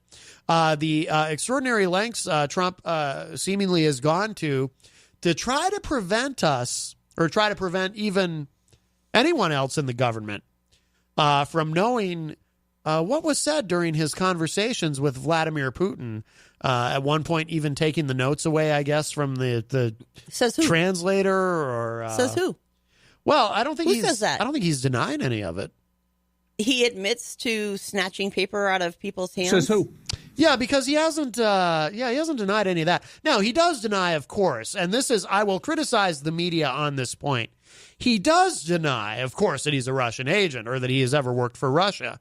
The thing that I'm a little bit critical of with the media is, and I hate when they do this because it just gives fodder to those who would say, oh, it's the fake news, it's the fake news. Over the weekend, there were some in the media who were saying, they were pointing to a clip of Trump. He was on with Jeanine Pirro on Fox News, and Trump never directly denied having been a Russian agent. So the media then, some in the media kind of latched on that and say, well, he didn't deny it, but he really did deny it, because what he said to Jeanine Pirro was, that's ridiculous, that's insulting, etc. That is a denial, just because he didn't say, no, it's not true. Angela says, sorry for commenting so much. I'm into Trump and politics. Angela, no Call in. No apologies. Yeah. Comment away. Call in if you want to. 603-250-6007. But give us more. We prefer interaction with listeners, so don't ever apologize for that, please. We're glad you're there. So now, do I personally think that Trump is some sort of Russian agent? No. But I will say this. It is unprecedented, these lengths that he went to try to conceal from everyone, including his own cabinet, what was said between he and Vladimir Putin during those meetings. That is strange. That is very, very odd. And it's unprecedented. And also, too, there was his performance in Helsinki, which he tried to walk back, where he just was asked about, the Russian meddling in our election. And he's like, well, I asked him, and he very strongly denied it. So, and then, of course, later he said, oh, no, I meant to say, I don't see why it wouldn't have been Russia, not I don't see why it would have been Russia and all that. But so here's where we are now. This is from thehill.com. Democrats vowed to introduce tough oversight of President Trump if they won back the House majority, and they are signaling a new aggressiveness to meet their promises. Michael Cohen, Trump's former personal attorney, I cannot wait for this, is slated to testify before Congress publicly next month. Ooh, that's going to be exciting. An event that promises high drama as lawmakers question him on Trump's dealings in Russia and his involvement in a scheme to pay off women alleging affairs with him during the 2016 campaign. Meanwhile, dueling reports have given Democrats momentum in further probing Trump's actions and his conversations with Russian President Vladimir Putin. Taken together, the developments underscore the new political reality facing Trump as he readies for his re-election bid in 2020. Trump on Monday, today, was forced to deny ever working for the Russian government following a bombshell New York Times report that the FBI opened an investigation into whether he was secretly being directed by the Kremlin shortly after Director James Comey's ouster. I never worked for Russia, Trump told reporters at the White House before leaving to speak at a farmers' convention in New Orleans. Not only did I never work for Russia, for our Facebook Live viewers, I should do the hands when I don't do a Trump impression, but I can at least do the hands. Not only did I never work for Russia, I think it's a disgrace that you even asked that question because it's a whole big fat hoax. You look like you're trying to stoke a fire or something. Well, it's the accordion effect. It's the Trump accordion. The accordion effect? Did you coin that term yourself? No, accordion. Like the instrument, an accordion. I know what an accordion is. Well, yeah, because it looks like... You don't have to describe an instrument to me. You haven't seen that meme, the Trump accordion? No, I've seen it. Yes. I just think it's silly that you're doing it. But I'm trying to... It's a bit close as I can get... It's silly that you're trying to do it, to a Trump impression. I'm not a master impressionist, but I can do this. Well, yeah. You can fan a flame. Oh, goody. Yes. It has long been expected that House Democrats would launch full-scale investigations into Trump and his administration with their newfound subpoena and oversight powers. The announcement came late last week that Cohen would testify before the House Oversight and Reform Committee on February 7th, marked the first major power play by Democrats just a week into the new Congress. Quote, the Congress doesn't meet but so many days in a year, and all I'm saying is that we got to hit the ground, not running, but flying, unquote, said Representative Elijah Cummings, Democrat of Maryland, the committee's chair. He said that on 60 Minutes last night. Some Republicans have criticized Cummings for calling Cohen to testify, knowing he is a cooperating witness in special counsel Robert Mueller's investigation into Russian election interference. Cummings has said questions will be limited so as not to interfere with the probe. A flurry of investigations promises to dog Trump over the next several months. This includes Mueller's inquiry into possible coordination between Trump campaign and Russia and Moscow, which is widely assumed to be in its later stages. It also includes the investigation into Cohen's payments to women claiming affairs with Trump, run by federal prosecutors in New York City. Trump has seethed over the special counsel's investigation for more than a year, denying collusion between his campaign and Russia and accusing Mueller of running a partisan witch hunt in search of a crime. Recent revelations are likely to spawn more Russia-related congressional probes. Democrats are promising to dig for more information about Trump's official interactions with Putin after, this is what I was talking about a minute ago, after the Washington Post reported that he sought to conceal the details of those conversations from others in his administration, including, in one instance, taking notes from an interpreter who was present at a 2017 meeting with the Russian president. And by the way, Trump has not denied any of that. The report has revived scrutiny of last July's Helsinki summit, at which Trump sparked bipartisan condemnation for his genial attitude toward Putin and unwillingness to challenge him publicly on election interference following the closed-door meeting. Director of National Intelligence Dan Coates, who I still think might have been the one who authored the... Do you really think it's a good idea? The op-ed. Remember the anonymous op-ed? Yeah, I remember that. Everyone's kind of forgotten about it now. But do you really think it's a good idea for the President of the United States, no matter who the person is, to chastise or any world leader in public? No. Like that. I mean, I think that's Yeah, but I gotta say that's not a good thing. Trump went further than that. I know, but that's not something I really want to think is a good idea. Trump went kind of over the top. Yeah, no, I wouldn't. You're justifying what he just said. I mean, you can't. I don't agree with everything in the article. I wouldn't expect Trump to to have stood there in Helsinki and been like, "Yeah, he clearly meddled, and I'm really mad at him." Well, I mean, that's practically what the story's trying to insinuate. No, he should have done that. No. Stood up in front of everybody and took your ball and go home. But he shouldn't have stood there and said, "Well, he said he denied it, and I believe him. I don't see any, that was too far." Maybe not. I mean, given the situation, maybe it's not a bad thing to say, "Yeah, I believe him," because there's no real good that's going to come from anything else. Yeah. Whatever happens in private, and then whatever comes out into the public eye and then gets prosecuted obviously matters, but. We really need to be ticking off people. Doors. Oh, listen to you. You a croon now? I'm not entirely unsympathetic to what you're saying, only because as I always say, we do need to be careful not to be overly aggressive with Russia. They do still have the capability militarily to incinerate the United States within a matter of about 30 minutes. But to go that soft, I don't think that's going soft. He went pretty soft. He went pretty soft. I do have to kind of admit that, don't I? Yeah. So Director of Intelligence Dan Coates acknowledged days after the summit that he didn't know what had transpired during the one-on-one meeting and signaled weeks later that he still did not have a full accounting.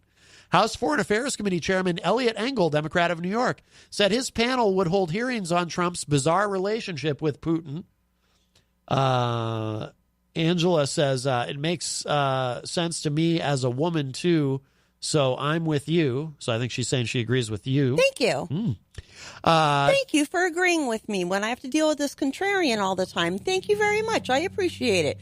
Hey, Matt, but then you ended up agreeing with me. So does that mean that you both now agree with me? And no, I'm not going to go that far. No. Not going to go that far, no. 2 congressional panels are also considering subpoenaing, that's always a hard word to say, subpoenaing the American interpreter present at the Helsinki meeting to testify, a proposal swiftly defeated by Republicans in the last Congress. Angela says you're welcome, LOL. Trump has reacted angrily to the developments, blaming the news media for writing unfair stories about him and claiming he has been tougher on Russia than any modern president. He does like to say that. The Post report came on the heels of a Times article detailing that the FBI opened an investigation into whether Trump had been working on behalf of the Kremlin in 2017. There has been no public evidence that the president ever worked on behalf of the Russian government, and it remains unknown whether Mueller has kept the inquiry open, according to the Times. On Monday, today, Trump lashed out at the FBI officials who opened the investigation into his conduct as scoundrels and dirty cops. He actually called them scoundrels. Wow. That's funny. I don't know why that's funny to me, but the use of that word is just funny to me. Trump is also... Everything's funny to you today. Yes. Did you have like the wrong kind of brownie for lunch or something? How dare you? Trump has also dismissed the significance of Cohen's impending testimony, accusing his former lawyer of peddling a false narrative in hopes of receiving a lighter prison sentence. He doesn't like flippers. Cohen pleaded guilty to a slew of federal charges last year, including 1 count of lying to Congress about plans to build a Trump property in Moscow. He is expected to report to federal prison to serve a 3-year sentence in March. The House Intelligence Committee has also expressed interest in bringing Cohen to testify behind closed doors. Behind closed doors. As part of an investigation into Russian interference that Democratic leaders are restarting after Republicans shuttered it last spring. House Intelligence Committee Chairman Adam Schiff, Democrat of California, told The Hill when asked about negotiations to bring Cohen before the committee, quote, "We are in discussions with his counsel, and that's all I can say at this point," unquote. Democrats have already fired a warning shot against Trump ahead of Cohen's appearance after the president told Fox News' Jeanine Pirro in an interview that Cohen, quote, "should give information maybe on his father-in-law, because that's the one that people want to look at," unquote. Yeah, that was pretty weird the way Trump did that. started talking about Cohen's father-in-law. I was like, what's that about? Quote, it's called diversion. Yes. Our nation's laws prohibit efforts to discourage, intimidate, or otherwise pressure a witness not to provide testimony to Congress, unquote, said Elijah Cummings. Schiff and House Judiciary Committee Chairman Jared Nadler said also, I guess that was a joint statement that they made. They also said, quote, the president should make no statement or take any action to obstruct Congress's independent oversight and investigative efforts, including by seeking to discourage any witness from testifying in response to a duly authorized request from Congress, unquote. So in other words, they're making the case that Trump, by making the comment, which seemed to come out of nowhere, but making that comment about Michael Cohen's father-in-law, that was effectively Trump threatening Michael Cohen's father-in-law by proxy, threatening Cohen to try to discourage him from saying anything more. I think you're giving too much credit. Well, that's what they're claiming. I don't think so. It is a weird thing. I don't think so. It is a weird thing to bring up out of nowhere. Why else would he say that, though? Do you really? Why else would he say something like that? You think he's threatening somebody through an interview like that? You really think so? Why wouldn't he? Why would he? I can do that to you, too. He doesn't play by the rules. I know. Well, no. Exactly. He does all. So he doesn't do what normally is thought to happen. So why do you think he does all kinds of things that are like? Why would he? Because remember, Trump trying to say I'm going to kill somebody. No, in some sly way? No. I don't mean that. Or try and threaten. Well, No, you're threatening somebody. What are you threatening to beat him up? What are you threatening to do? No, but threatening to what? Mess with him somehow legally or something. I assume. Says who? I don't know, but when did they flip you? Tell me. Don't lie. You think Trump's above threatening someone? I don't think he's above threatening someone. I just think that's. Never mind. I'm not going to say it. I just don't know. I can't say it. I just don't know. I can't say it on the radio. I'll disappear. Else, the men in black will come and take me away, and they'll hypnotize you into forgetting. Yeah. Right. They won't let you remember. Now, have you been listening to what's going on with Congress critter Steve King, Republican Steve King? Yeah. Well, from Iowa. He's always been a racist D-bag. Well, did you hear his latest rants? What he quoted as saying this time? Well, the last thing I saw was he was questioning, when did white supremacy become offensive? And yes, exactly that. Now, let me ask you this. Why is the president being so quiet about it? Why isn't he not saying anything about it? How come? Well, he does kind of have his hands full, to be fair. Now I'm defending Trump. That's weird. But he does kind of, but he's been point blank asked about it. Who asked him? Somebody asked him about Steve King? Let's see. He was asked, yes. He was asked on the South Lawn of the White House by a reporter. And CNN is reporting that he said he hasn't been following it. So he really can't weigh in. But the Times is reporting that King was quoted as saying, quote, white nationalist, white supremacist, Western civilization. How did that language become offensive? End quote. Well, yeah. It's certainly not offensive to him because he's into that. No, he has a history of... Is that offensive to you? I don't know how Iowans keep reelecting. Well, that's probably a very white state, though, Iowa. Whoa. Are you being racist? No, I'm saying if... Why are you saying a state is very white? Aren't you being racist against that, Daniel? No. Terrible. You're saying Iowans don't know how to be... Well, they keep reelecting... Diversified? They keep reelecting Steve King, a guy who throughout his career has been making racial statements. So there is something wrong with Iowa. Maybe it's something about the cornfields. Oh, no. Fred in the Facebook... Damn, this just went all of our Ohio listeners. Fred in the Facebook live chat says, Trump and Cohen's father, like in The Godfather 2, Michael brings Frank Patangeli's brother to his trial. I'm confused. There's he posted a clip in here. Oh, it must be from a movie or something, maybe. Yeah, it's like I'm not going to play it now. There's probably profanity in it, but it's I haven't seen The Godfather 2 in so long But I think I kind of, but yeah, in other words, you get it. And Fred's, making the observation. Some of Trump's behavior, he does sound like kind of like a mob boss at times. Well, I mean, come on. Well, this doesn't sound like a mob boss here. I know all about flipping. For 30, 40 years, I've been watching flippers. It almost ought to be outlawed. Talking about flippers. Maybe. I don't know. It's for kind 30 of or 40 years, I've been watching people flip. And, I think you'd have to have a better one than that for an example. Why can't Michael Cohen, at 3 years, he can do that standing on his head? Really? I should be more. He could do that. Italians everywhere are cringing. I'm a big fan. Me included. Big fan of The Sopranos. You know I'm Italian. I don't know if you know that. I love The Sopranos. Yeah, you can't do that. You're usurping my heritage. I would not usurp your heritage. Yes, you are. You are. It's a terrible thing to do. You are. This being made ain't working out the way I thought it would. A lot of responsibilities. Your culture is not a costume. There, how's that? Wow. Be nice and PC. There you go. There you go. Well, Trump thinks things are a costume all the time. Oh, Fred says he's clarifying. He said he was going to testify, and he looks over and sees his brother from Italy in the courtroom. Then he couldn't remember anything. Right. I totally remember that scene now. Yes. Thank you, Fred. I totally remember that. Yeah. I'm glad you do. Yes. Goody for Maddie. But now, see, so Maddie had an epiphany. So you make the connection then between that. You're making a connection in your brain, and I'm supposed to Trump threatening Michael Cohen's father-in-law. You see? How am I supposed? It all makes sense. No, only in your world. No, it all makes sense. No, only in your world. Well, Trump still calls Elizabeth Warren Pocahontas. Yes. Wow. Which I think is racist. I do too, but I mean.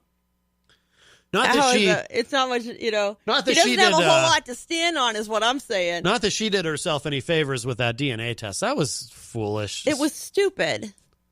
It was like when Obama released his birth certificate. It's like, why bother? Everybody who doesn't like you is just going to say, "Oh, it's fake." Like, don't play that game. Didn't she learn from Obama? If you try to meet them on their level, you're just as bad. Right, exactly. Really, you're not gonna get anywhere. Don't lower yourself to it. Yeah, that's really what it is. Because that's exactly what. Because that was also Trump with Obama's birth certificate. He made himself king of the birthers. So Obama finally releases it, and then everybody who doesn't like Obama to begin with, they just go, "Well, it's clearly a fake." It's like, you can't win. Don't even bother with that. Yeah, but I think last weekend's Trump tweets were over the top, especially with Elizabeth Warren. Definitely over the top. Yeah. I mean, he's gone to the extreme now. Instead of just calling her, if that was, Pocahontas, he's now referring her to comparing Wounded Knee to her kitchen. What? Did he? Yeah. Oh, yeah. I missed you that. Didn't hear the you didn't. No. Oh, no. I'm gonna give you the quote. Here you go. Ready? If Elizabeth Warren, often referred to by me as Pocahontas, did this commercial from Bighorn or Wounded Knee instead of her kitchen with her husband dressed in full Indian garb, it would have been a smash. Trump tweeted that over the weekend. When you think he can't sink any lower, he proves you wrong. That's laying it on pretty thick, even for him. That's really bad. That's horrible. Wow. President of the United States should not talk like it's just, and that's, it's wrong. And that's, I mean, and I'm someone who, I'm very resistant to political correctness, but that's just flat out racist. Big time. That's just, so why is he being quiet about King? Maybe he's being quiet because he doesn't want to direct more attention towards himself. And maybe that's his problem, because he opened his mouth, inserted foot over the weekend, and now he's in trouble again. And why do so many people apparently think it's okay to do that if you're talking about a Native American? It's not okay. Like, but to some people it is. Like, if you'd said that, like most people, except maybe Steve King, would say that, most minorities you can't go around saying that kind of thing about. But for some reason, if it's a Native American, hardly anyone bats an eye on the right. Well, I mean, really, how much media coverage was there when, I know that you covered it, but I didn't hear a lot of other people covering the real down and dirty violence that was going on, some of the horrific things that went on out at the pipeline protests when they were wanting to put an oil pipeline underneath their water source near a reservation. And tribes came from all over to join to fight against this. They call themselves the water protectors. Yeah. They're literally were just trying to protect clean drinking water. And call me crazy, I don't think it's a really great idea to run oil under drinking water. Right. I mean, call me crazy. I have to clean mine every week.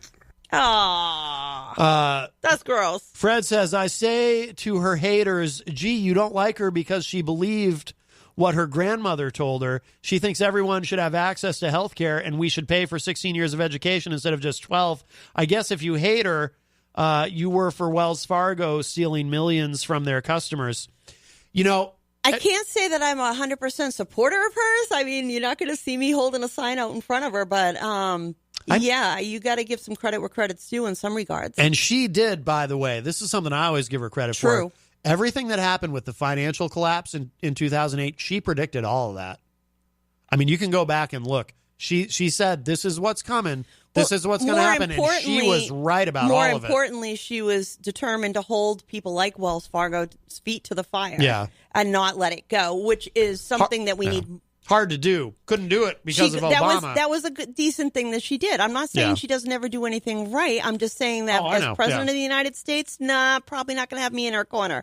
You know, I mean, to be honest with you, I don't know that I've seen much of anyone yet. Yeah.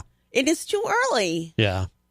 Well, we'll start to wrap up because I do want to play. I'm anxious to hear this track. It's called, this is the song Fred sent us. It's called God-Fearing Devil by Mac Leopard. You have to really, Fred, you have to play into Matt's madness. Oh, yeah. That's why Fred and I get along. He plays into my madness. He's going to be like this all night because of you now. And I into his, yes. Thank you, Fred.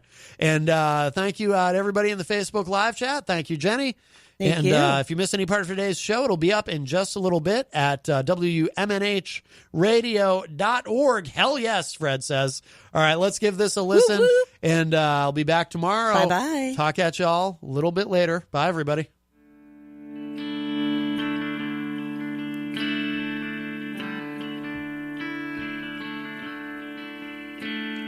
He wants you to send him your money in the name of Jesus the Lord.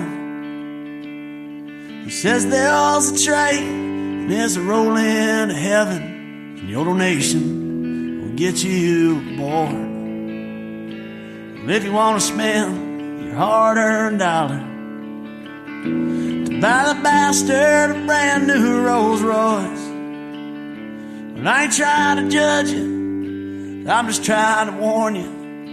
It's your money, and it's your choice. But keep an eye on the God-fearing devil. Don't ever buy what he says. He's a snake in the grass, a hole in an ass, and I wish he'd just go on with it.